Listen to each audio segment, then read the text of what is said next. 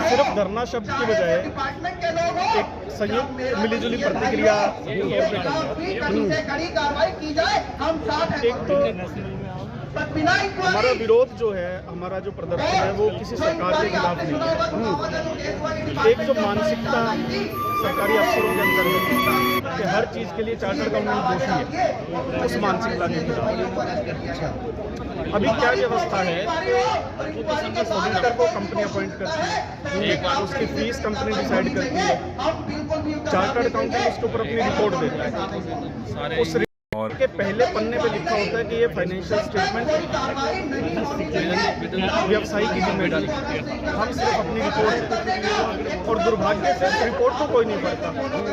आपको सैकड़ों ऐसी क्वालिफाइड रिपोर्ट दिखाएंगे जिसको पढ़ के बैंक को लोन नहीं देना चाहिए, बैंक लोन देता है, लेकिन जब वो लोन डूब जाता है तो बोलता है अच्छा इसके पीछे चार्टर्ड अकाउंटेंट दोषी है, कोई फ्रॉड हो जाए, फाइनेंशियल फ्रॉड, चार्टर्ड अकाउंटेंट दोषी है, उसको गिरफ्तार करके अंदर डाल दो। ये एक मानसिकता के खिलाफ हमारा विरोध है, नंबर 1। नंबर 2, हर व्यक्ति जो भी संवैधानिक तौर पे काम करता है उसको एक इम्यूनिटी होती है कि आप उसकी भूमिका की जांच करो, उस भूमिका में अगर वो दोषी पाया जाता है उसके खिलाफ कार्रवाई करो। ये सरकारी अफसरों के खिलाफ भी व्यवस्था है, प्रोफेशनल के खिलाफ भी होगी हमारे यहाँ। और हमारे इंस्टीट्यूट ने आज तक जितनी डिसिप्लिनरी कार्रवाई की है, आपको एक मजे की बात बताऊंगा, आप पुलिस या सरकारी महकमों के कन्विक्शन रेट देखिए, अदालत में जाते हैं उनके मामले 2% से ज़्यादा नहीं टिकते। हमारा इंस्टीट्यूट जिसको सजा देता है 100% मेरी जानकारी के मुताबिक वो मामले टिकते हैं। किसी भी अदालत ने हमारी इंस्टीट्यूट के द्वारा दी हुई सजा को खारिज नहीं किया। इतनी बढ़िया डिसिप्लिनरी व्यवस्था होने के बावजूद ये जो एक गलत संदेश सरकारी अफसर देते हैं हमारा उस व्यवस्था के खिलाफ। अब ये चिंगारी काफ़ी टाइम से थी, ये भड़की कहाँ पे जब हमारे 2 साथियों को सर्टिफिकेट देने की बिना पे गिरफ्तार कर दिया गया। जिसके खाते में पैसा गया उसको गिरफ्तार नहीं किया। जिस अधिकारी की कलम से, जिसके बटन दबाने से पैसा सरकारी खाते से निकल के फ्रॉडस्टर के खाते में गया, उस अधिकारी को गिरफ्तार नहीं किया। चार्टर्ड अकाउंटेंट को गिरफ्तार कर दिया। वो सर्टिफिकेट भी क्या था? तो सर्टिफिकेट सिर्फ इतना होता है कि जो ये रिफंड क्लेम किया गया है, इस रिफंड का अनजस्ट एनरिचमेंट नहीं है। अनजस्ट एनरिचमेंट क्या है कि ये जो सरकार से हम इस एसएससी ने रिफंड क्लेम किया है, इसके अगेंस्ट इसने किसी थर्ड पार्टी को बिल रेज करके उसका क्रेडिट एडजस्ट नहीं किया, इतना सर्टिफिकेट होता है। ये जो इसकी भूमिका है सर्टिफिकेट की, फॉरेन इनवर्ड रेमिटेंस सर्टिफिकेट होता है जो कि बैंक देते हैं, जो ये सत्यापित करता है कि बाहर के देश से भारत के अंदर पैसा आ गया। दूसरा डॉक्यूमेंट होता है जो आपके सप्लायर ने बिल इशू करा, उसकी कॉपी चार्टर्ड अकाउंटेंट के पास है। हालांकि हमें कॉपी रखने की ज़रूरत नहीं होती, हम हज़ारों कागज़ देखते हैं, सबकी कॉपी नहीं रख सकते, हम देखते ही हैं। तीसरा, जीएसटी डिपार्टमेंट की वेबसाइट है, उस वेबसाइट पे क्रेडिट रजिस्टर बनता है, उस वेबसाइट पे बिल वाइज डिटेल होती है, किस पार्टी ने आपको बिल रेज किया, जीएसटी के पोर्टल पे होता है।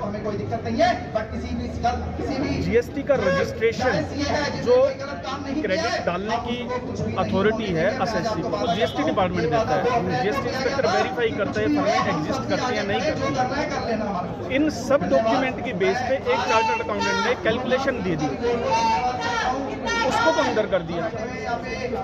जिसने फ्रॉडस्टर को रजिस्ट्रेशन दिया वो मजे में घूम रहा है, जिसने रिफंड दिया वो मजे में घूम रहा है। सब कहा ये जाता है, जितने भी सीए लोग हैं, सीए अगर किसी चीज़ को प्रमाणित कर दे तो उसे जितलाया नहीं जा सकता। एक काम कर दीजिए, सरकार बोले ये सरकारी अफसरों का कोई रोल नहीं है, चार्टर्ड अकाउंटेंट सर्टिफिकेट देगा, उसकी बेस पे रिफंड हो जाएगा, उसकी बेस पे सारा काम हो जाएगा। हमें मशीनरी की जरूरत नहीं है, हमें इतनी अथॉरिटी दे दो, आप डाल दो हमें अंदर। जो सरकार ऐसा है क्या? जो सरकारी आपको अफसर है, जो सरकारी अफसर है, अगर वो रिपोर्ट दे रहा है तो वो भी तो किसी न किसी बिना पे रिपोर्ट दे रहा मैंने होगा। आपको इतने तथ्य बताया ना, फॉरेन इनवर्ड रेमिटेंस सर्टिफिकेट जो कि आरबीआई और बैंक देते हैं, जीएसटी का क्रेडिट रजिस्टर जो जीएसटी नेटवर्क की वेबसाइट से मिलता है, उसने सर्टिफिकेट दिया कि ये क्रेडिट किसी और को पास नहीं हुआ। उस सर्टिफिकेट में कहीं गलती हो तो बताओ। सर्टिफिकेट में गलती है तो जो उस गलती की सजा बनती है वो आप दो, लेकिन आप सबको छोड़ के चार्टर्ड अकाउंटेंट को अंदर कर दो, ये बहुत गलत संदेश है।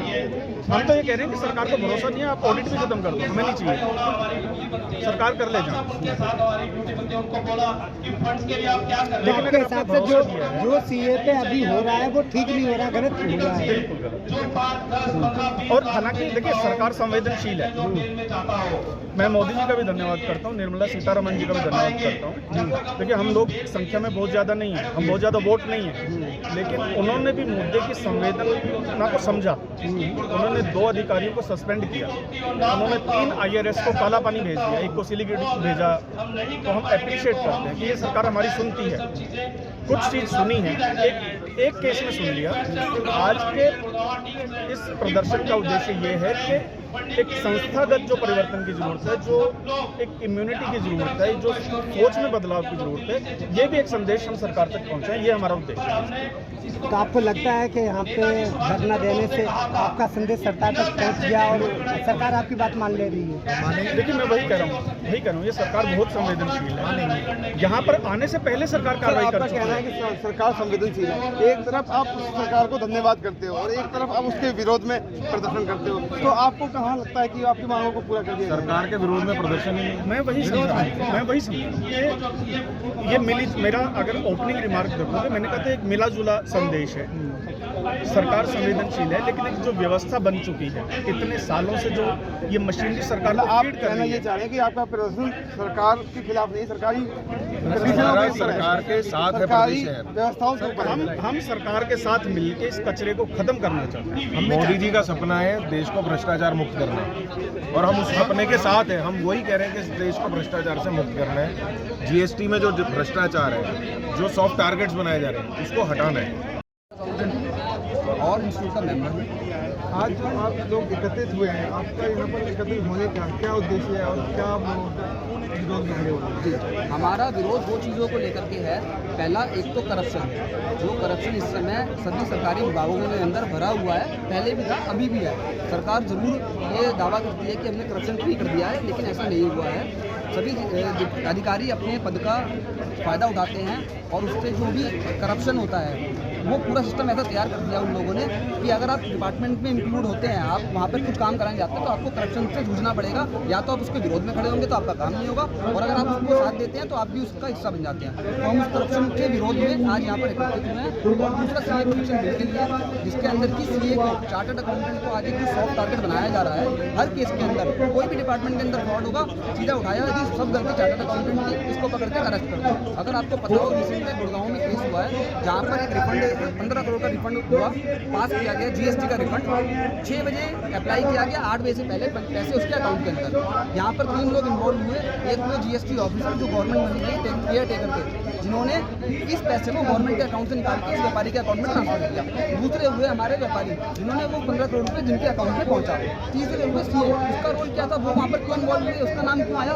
क्योंकि सिस्टम एक ऐसा है कि अगर आप रिफंड लेने जाओगे तो आपको सीए सर्टिफिकेट लेना पड़ेगा, ठीक है?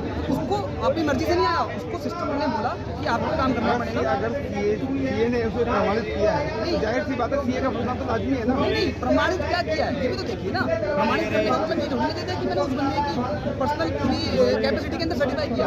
हमारा नहीं सर, सर्टिफाई क्या किया वो बता रहा हूँ। सर्टिफिकेशन क्या किया गया है, वहाँ पर एक सर्टिफिकेट लगता है जिसके अंदर ये होता है कि जो भी उसके इनपुट है, जो साइट के ऊपर अवेलेबल है, क्या वो ठीक है, डॉक्यूमेंट्स इसके प्रॉपर हैं, जिन डॉक्यूमेंट के बेस पे ये क्लेम कर रहा है क्या वो ठीक है, उन डॉक्यूमेंट के बेस के ऊपर उसने अपना सर्टिफिकेट दे दिया, अपने कार्य का निर्वहन कर दिया।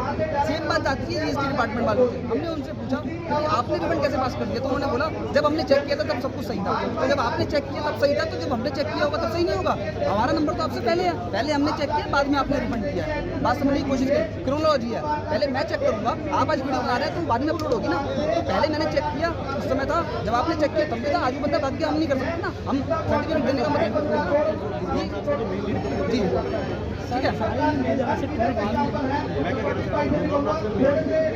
तो यहाँ पर हमारा कहना ये था कि इस केस के अंदर सॉफ्ट टारगेट बना के उन सीए को दोनों जो हमारे सीए भाई हैं उनको जेल में डाल दिया गया। उनके ऊपर इतनी कड़ी कार्रवाई की गई है। और जो जीएसटी ऑफिसर हैं, हमारे विरोध के बाद किया क्या गया ट्रांसफर, वो भी विरोध के बाद, पहले नहीं। दूसरी बात, यहाँ पर हम जो इतना करप्शन में पूरे लिप्त हैं, और हमारे पास एक पास एक पेपर भी है जो रिकॉर्ड है जिसके अंदर ये बताया गया है कि इतने हजारों करोड़ के फ्रॉड हुए हैं जो कि डिपार्टमेंट ने खुद पकड़े हैं। तो वहाँ पर भी क्या होता है, इंटरनल इंक्वायरी, जिसके अंदर मैक्सिमम क्या किया जाता है जी, ट्रांसफर। सस्पेंड क्यों नहीं किया जाता? अगर मेरी गलती पाई जा रही है, आपने एक मेंबर को जेल में डाल दिया, आपने उस अधिकारी का अभी तक उसको सस्पेंड क्यों नहीं किया? वो क्यों गवर्नमेंट के पैसे को अभी भी ले रहा है? वो आपने क्या किया, ट्रांसफर करके क्या वो वहाँ करप्शन नहीं करेगा? ट्रांसफर करने से क्या उसका ये अधिकार रुक गया? तो हम इसके विरोध में यहाँ पर हैं। और दूसरा सीए प्रोटेक्शन बिल इसलिए क्योंकि एक सीए जब आज अपना काम सर मांग सिर्फ गवर्नमेंट से ही की जा सकती है, क्योंकि गवर्नमेंट कानून बनाती है, ठीक है। जैसे एडवोकेटों का प्रोटेक्शन बिल है, क्योंकि उनकी भी एक जिम्मेदारी होती है। वो किसी क्रिमिनल के लिए, क्रिमिनल नहीं होगा, किसी अपने क्लाइंट के लिए लड़ते हैं तो वहाँ पर उनकी जान को भी खतरा होता है, कुछ चीज़ों से उनको भी गुजरना पड़ता है। ऐसे ही आज सिचुएशन सीए के लिए आ गई है। देखिए, इसमें हमें समझना पड़ेगा कि फ्रॉड हुआ कैसे है। ये फ्रॉड डिपार्टमेंट कह रहा है कि बोगस कंपनियां बनी हैं। बोगस कंपनियां मिनिस्ट्री ऑफ कॉर्पोरेट अफेयर्स बनाता है। मिनिस्ट्री ऑफ कॉर्पोरेट अफेयर्स में सिर्फ सीए काम नहीं करते, पूरे दुनिया भर के प्रोफेशनल्स काम करते हैं। मिनिस्ट्री ऑफ कॉर्पोरेट अफेयर्स ने जब वो बोगस कंपनियां बनाई तो उन्होंने क्या चेक किया, और जीएसटी खुद GSTIN नंबर देता है, एक आइडेंटिफिकेशन नंबर देता है। वो GST आइडेंटिफिकेशन नंबर लेने के लिए कस्टमर को अपने सारे डॉक्यूमेंट सबमिट करने पड़ते हैं। वो डॉक्यूमेंट वेरीफाई होते हैं, उसके बाद उसको GST डैशबोर्ड मिलता है। इनपुट आउटपुट अगर क्लेम हुआ रिफंड, जो वो कह रहे हैं डिपार्टमेंट की एक फर्जी रिफंड क्लेम हुआ, वो फर्जी रिफंड कैसे बना? वो बना इनके GST डैशबोर्ड में उस कस्टमर से जिनको इन्होंने अप्रूव किया।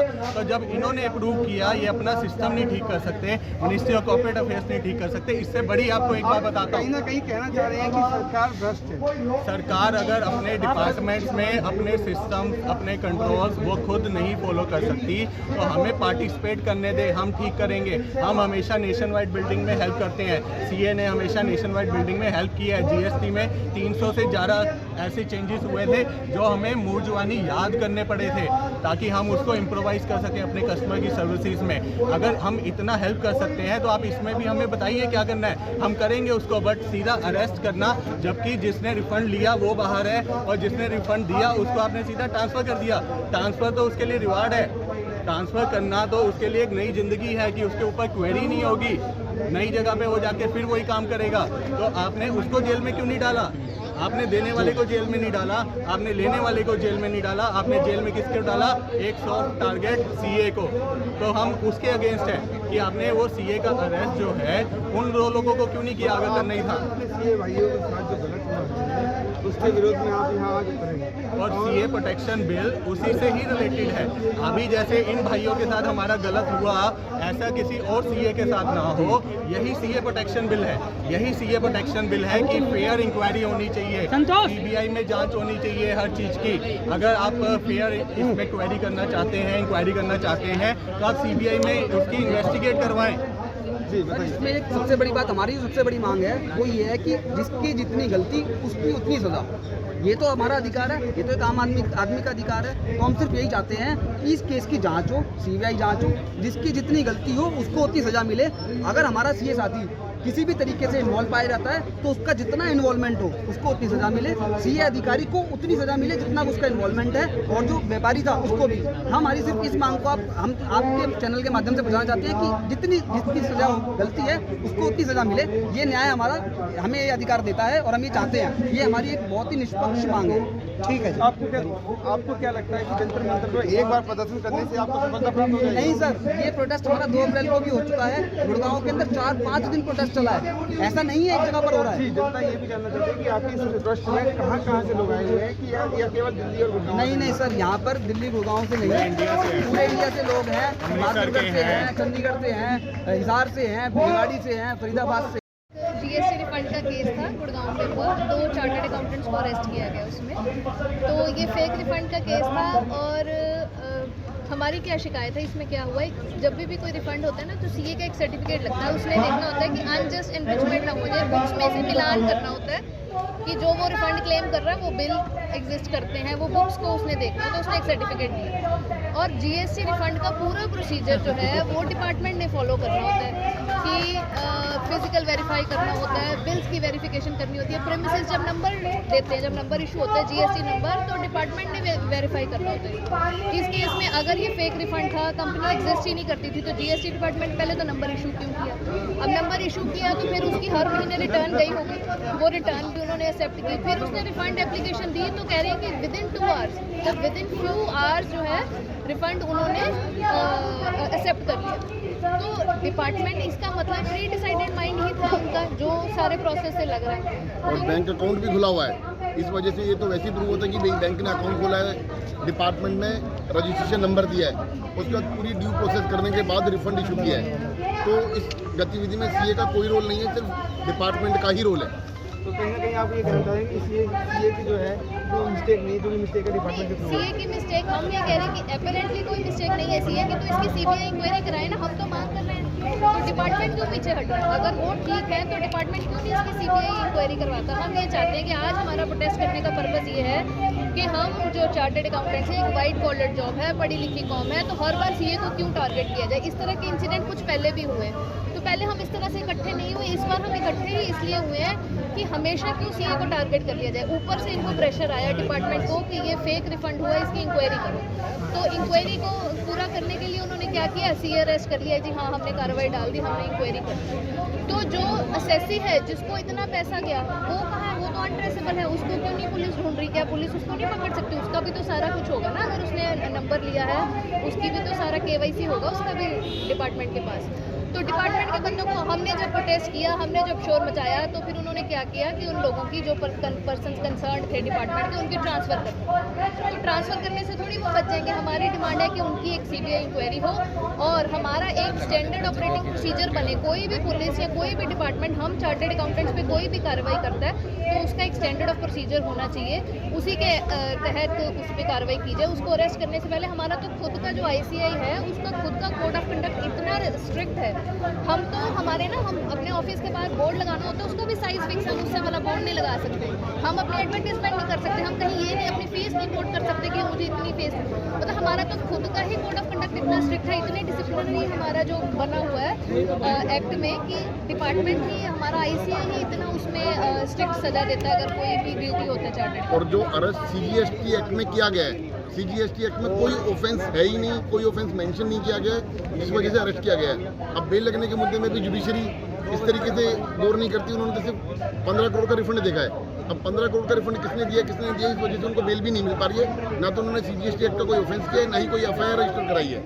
लेकिन सर देश में GST सबसे बड़ा एक रेवेन्यू इकट्ठा करने वाला एक उत्पाद बन गया है। Yes yes. तो इसमें दिक्कत क्या है सर आपको? देश उसी चल रहा है। दिक्कत CGST एक्ट से नहीं है, CGST रेवेन्यू से नहीं है, CGST में होने वाले फ्रॉड और उसके अंदर भ्रष्ट अधिकारियों की मिलीभगत से है, जिसमें वो अपने आप को मुद्दे को डाइवर्ट करने के लिए अपने मुद्दे को टाल के CA के ऊपर डाइवर्ट कर रहे हैं। कि हमें दिक्कत तो फ्रॉड के ऊपर है, सरकार से कोई दिक्कत नहीं है। जो भ्रष्ट अधिकारी हैं, दिक्कत उनसे है कि वो अपने आप को बचाने के लिए CA को ऊपर अपनी गन दाग देते हैं, असेसी के ऊपर कोई एक्शन नहीं लेते हैं और भ्रष्ट अधिकारियों के ऊपर सरकार कोई एक्शन नहीं लेती है। इसके ऊपर DGI की इंक्वायरी भी बैठ चुकी थी भ्रष्ट अधिकारियों के लिए, तो उन्होंने उस मुद्दे को भटकाने के लिए, डाइवर्ट करने के लिए 17 मई को चार्टर्ड अकाउंटेंट को डिटेन किया, जबकि उनके अगेंस्ट इंक्वायरी मिनिस्ट्री से 4 मई को ही लॉन्च हो चुकी थी।